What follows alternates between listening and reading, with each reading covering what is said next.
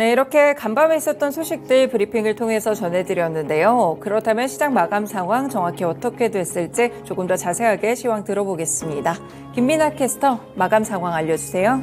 네, 유럽 주요국 증시들은 지난주에도 상승하며 거래를 마쳤습니다. 지난주 마지막 거래일이었던 금요일 시장에서도 주요국 증시들은 빨간불로 물드는 모습이 나타났는데요. 한 주간의 흐름은 어땠을지 유로스톡스 50지수의 흐름부터 살펴보도록 하겠습니다. 네, 유로스톡스 50지수의 한 주간의 흐름을 확인해 보시면 거의 3% 가까이 상승했다는 점 보실 수가 있는데요. 2.91% 상승한 4,340포인트 선에서 종가를 기록했습니다.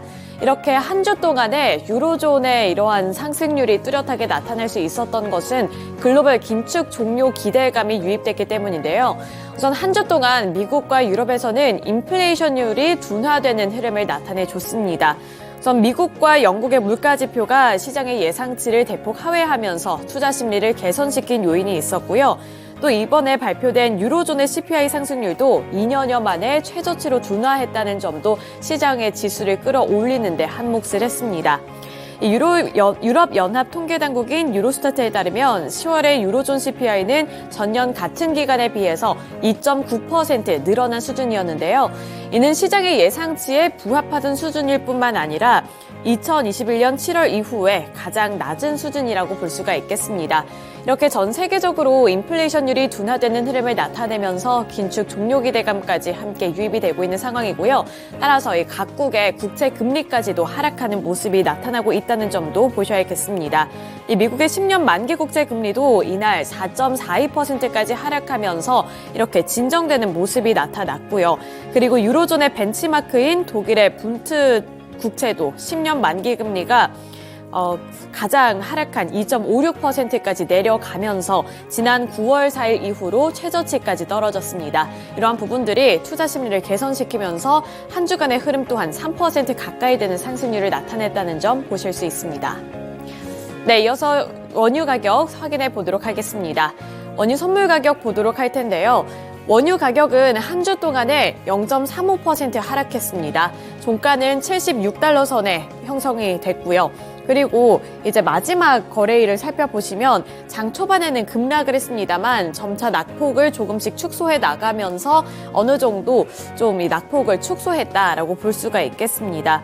우선 경기 둔화로 인해서 원유 수요 감소에 대한 우려감이 이렇게 국제 유가에 영향을 줬다고 볼 수가 있겠는데요. 하지만 이 마지막 거래일쯤에 와서는 이 산유국들이 연말까지 예정이 됐던 감산을 내년 상반기까지 연장하는 방안을 검토하겠다라고 말을 하면서 이렇게 낙폭이 어느 정도 줄어드는 모습이 나타났다는 점도 참고해 보셔야겠습니다. 네, 이렇게 원유 선물 가격 흐름과 유럽 증시 마감 상황 전달해 드렸는데요. 이어서 미국 증시 마감 상황은 어땠을지 SH인베스트먼트 김선영 연구원 통해서 들어보도록 하겠습니다. 네, 연구원님 안녕하세요. 네, 안녕하십니까. 네, 지난주 금요일 미국 증시 분위기가 궁금한데요. 어떻게 마감했을까요?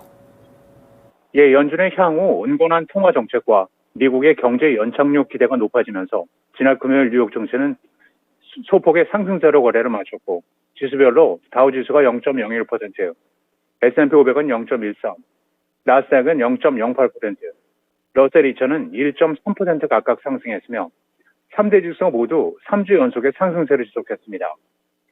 연준 인사들이 금리 인하 기대를 낮추는 발언을 내놓은 점이 시장의 추가 상승을 막았다는 분석인 가운데 샌프란시스코 연방은행의 메리 데일리 총재와 보스턴 연방은행의 수잔 콜린스 총재는 인플레이션 냉각에 대한 더 많은 증거가 필요하다고 강조하는 등 다소 매파적인 의견을 지속했지만 시카고 상품거래소 페드워치에 따르면 금리 선물 시장은 연준이 오는 12월에 금리를 동결할 가능성을 100%로 반영하는 상황입니다. 특징 종목들을 보면 예상을 상회한 분기 실적과 올 연말 쇼핑 시즌 매출 증가 기대감이 겹치면서 미국 최대 어페럴 업체 갭잉크가 30% 넘게 급등했던 반면 호실적에도 불구하고 대중국 반도체 수출 위반 혐의로 미국 정부의 조사를 받고 있다는 뉴스로 어플라이드 머터리얼스는 4% 넘게 하락했고 업종별로는 국제 유가의 4% 넘는 급등에 힘입어 에너지 업종의 상승이 두드러졌으며 그 외에 소매, 건설, 기초 소재, 운송, 금융업종이 상승했던 반면 헬스케어, 부동산, 필수 소비재들은 약세를 보였고 벤치마크인 10년 만기 국채금리는 전일 대비 소폭 하락한 4.441%의 거래를 마감했습니다. 아시아 태평양 경제협력체 APEC 정상회의가 2023 골든게이트 선언문을 채택하면서 세계 무역기구를 중심으로 규칙에 기반한 다자간 무역체제의 중요성을 재확인했다는 소식입니다.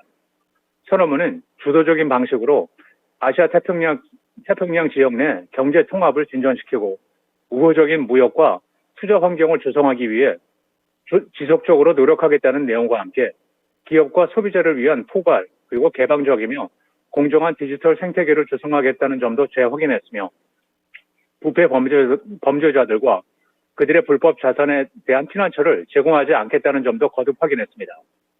한편 회원국 대부분은 의장 성명을 통해 우크라이나에 대한 침략을 강력히 비판했고 이스라엘과 하마스 간 전쟁에 대한 의견을 기원하면서 미국 등 일부 정상은 각자의 입장을 공유했고 일부 회원국의 경우는 APEC이 지정학적 문제를 논의하는 포럼이 아니라면서 의장 성명의 내용을 이번 골든게이트 선언에 포함하는 것에 반대한 것으로 알려지고 있습니다. 미 재무부에 따르면 9월 말 현재 외국인들이 보유한 미국의 국채 규모가 7조 6,050억 달러로 8월에 비해 1.34%가 감소한 것으로 나타났습니다.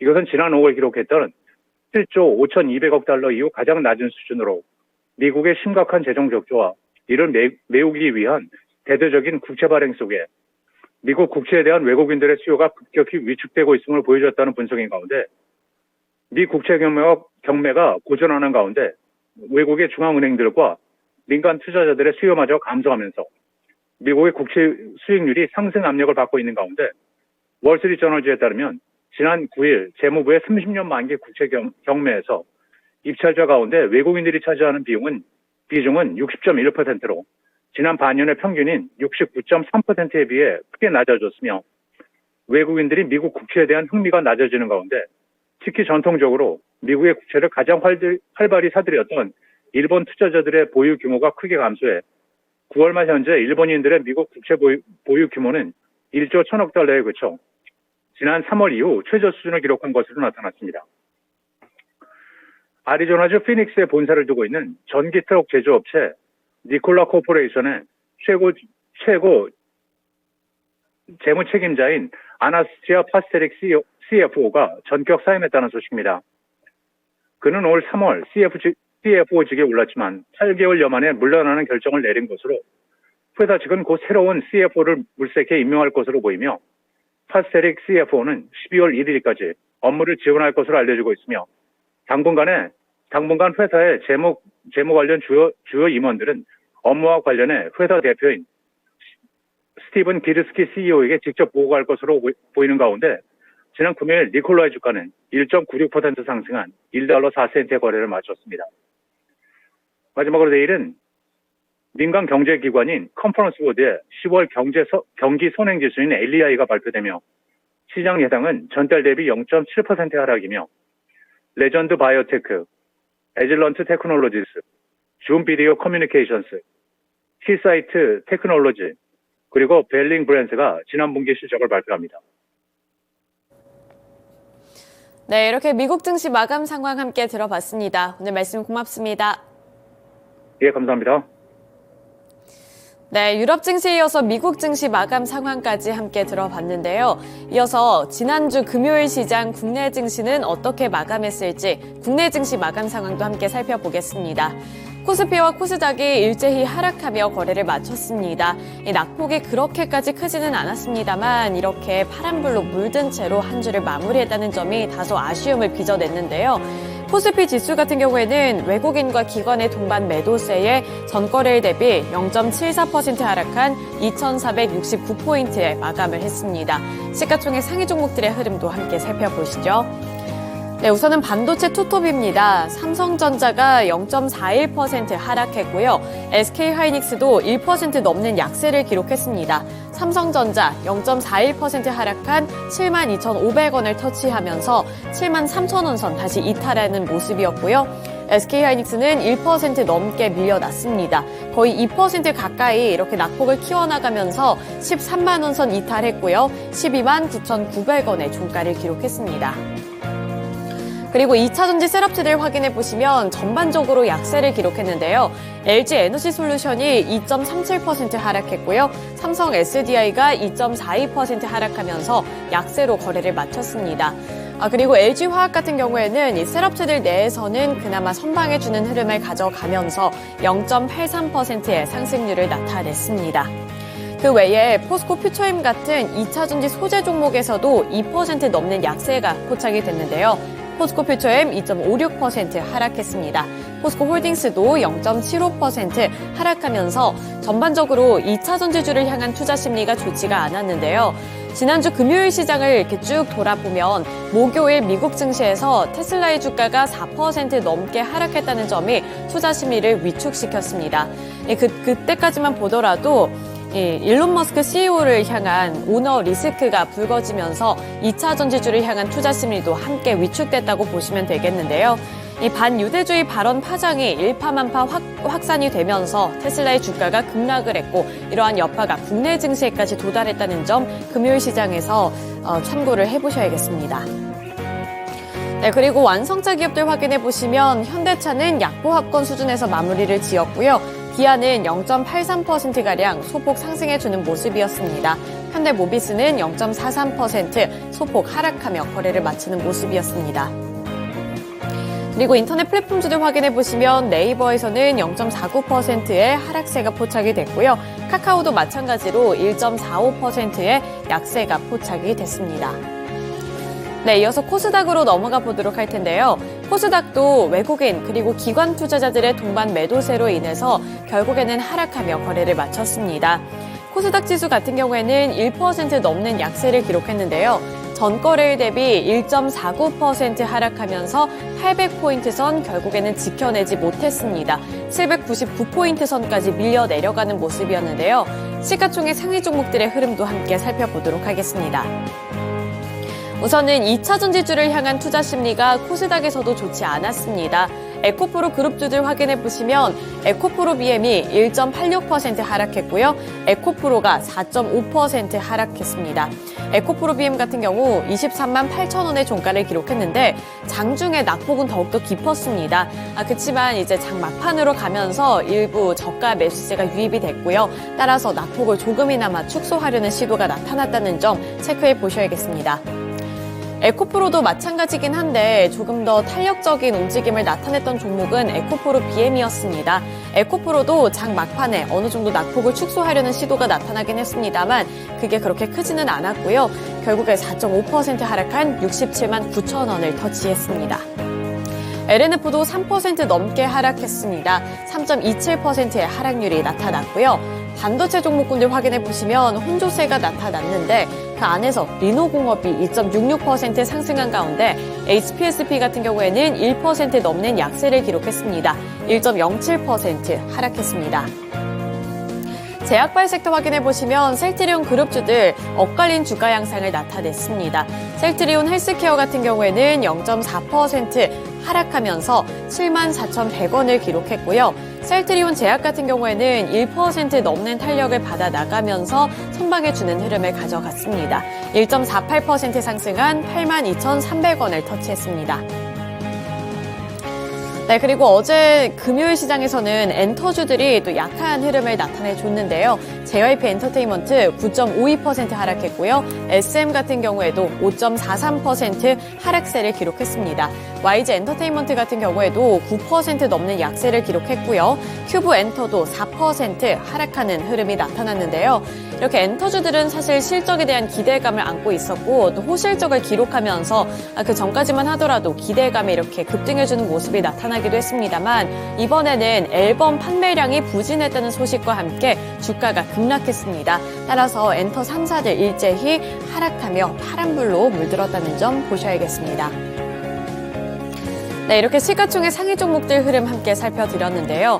이어서 특징 종목으로 넘어가 보도록 하겠습니다. 금요일 시장 특징주를 살펴보시면 한 가지 테마가 강력하게 형성이 됐습니다.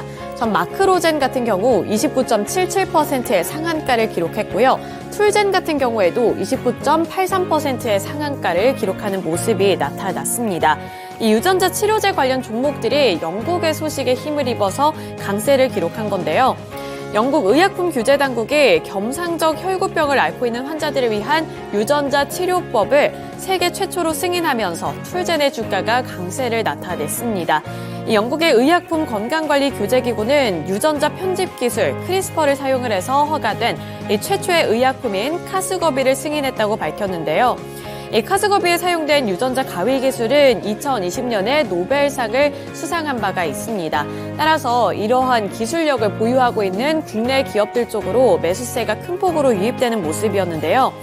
특히 여기서 툴젠 같은 경우 29% 넘는 상한가를 기록했다고 말씀을 드렸는데 이 크리스퍼 유전자 가위 관련 특허 보유 사실이 부각되면서 주가가 강세를 나타냈습니다. 또 여기에 이어서 엠젠 솔루션 같은 경우에도 급등세를 나타냈고요. 또 이 마크로젠 같은 경우에도 29.77%로 상한가를 기록했는데 마크로젠 같은 경우에도 유전자 편집 기술과 관련해 2018년 1월에 서울대학교 병원으로부터 기술 이전 계약을 체결한 바 있다는 사실이 부각이 되면서 상한가를 기록했습니다. 2018년 3월에는 미국의 브로드 연구소로부터 총 50여 건의 크리스퍼 관련 기술을 추가로 확보해서 다양한 연구 및 사업 분야의 유전자 편집 기술을 확대하고 있다고 밝혔는데요. 이에 따라서 이 관련 종목들 쪽으로 매수세가 강하게 들어왔고 일제히 상한가로 거래를 마쳤습니다. 네, 이어서 두 번째 특징 종목 확인해 보도록 하겠습니다. 두 번째 특징주로는 이제 항공주들 확인해 보도록 할 텐데요.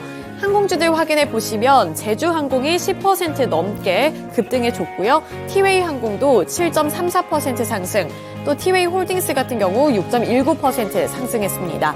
대한항공도 2.73%, 진에어가 4.99% 상승률을 나타내 줬는데요. 이렇게 항공주들이 급등할 수 있었던 것은 금요일 기준으로 봤을 때 국제유가가 급락을 했기 때문입니다. 국제유가가 급락을 할 경우에는 이제 이 항공주들 쪽에서는 비용이 절감되는 효과를 누릴 수가 있기 때문에 그러한 기대감에 이렇게 항공주들이 전반적으로 강세를 나타냈다는 점 확인해 보실 수 있습니다.